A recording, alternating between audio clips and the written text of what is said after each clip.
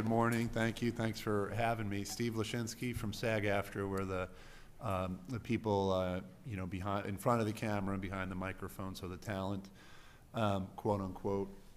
I apologize for myself not being famous here before you, but I did want to address in my comments the myth of Hollywood in a lot of these productions. A lot of people remember these productions and they talk about Tom Cruise or they talk about Harrison Ford, and that's certainly very exciting, but for the purposes of this tax credit, I think it's very, very important that we focus on what it does for the people in this area, and that's what I wanted to address. And so first, think about in any production, in any movie or television, you have the star, but the people around them. These are our members as well. This is going to include everybody from the bellhop who says good morning. That's a paid job. The person standing in for Tom Cruise for a few hours while they set up the lights, that's a job. The background actors who might not say anything, the stunt people. And these are all middle-class careers that people go into and support themselves through these productions. Last year, for example, on just the tax credit productions, we had approximately 350 people work on that, earning $4 million approximately in wages. That's not Hollywood.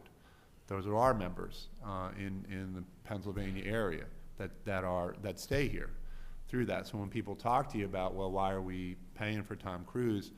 On the actor side, you're really not. You're supporting an infrastructure. Similar, you need the people who can set up the lighting, and you need the people who can do the makeup. These productions, we heard script ready. They need to know if they're coming to our area that in addition to Harrison Ford or whoever star, they're going to have a couple hundred actors around them to make that production work, and that's what the tax credit does.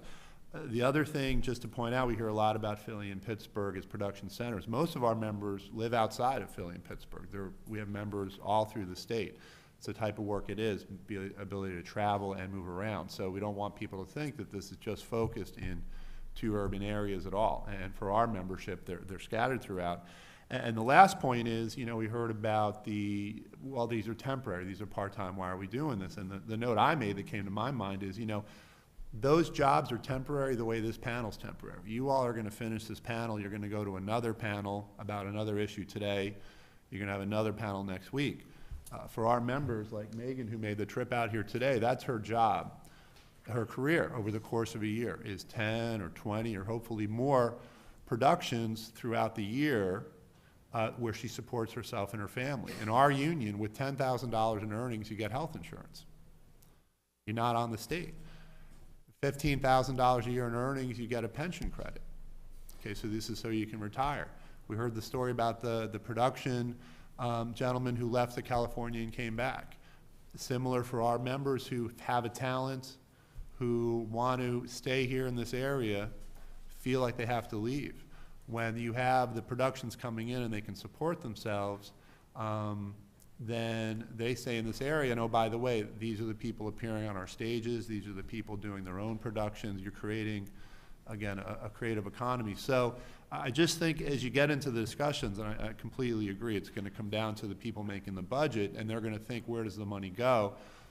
The most fun stories are Tom Cruise at 2 in the morning in the car, but the real stories are the hundreds and literally thousands of our members. We have 5,000 over the state who earn an income and support their families because of what you guys are doing. So thank you for letting me say that.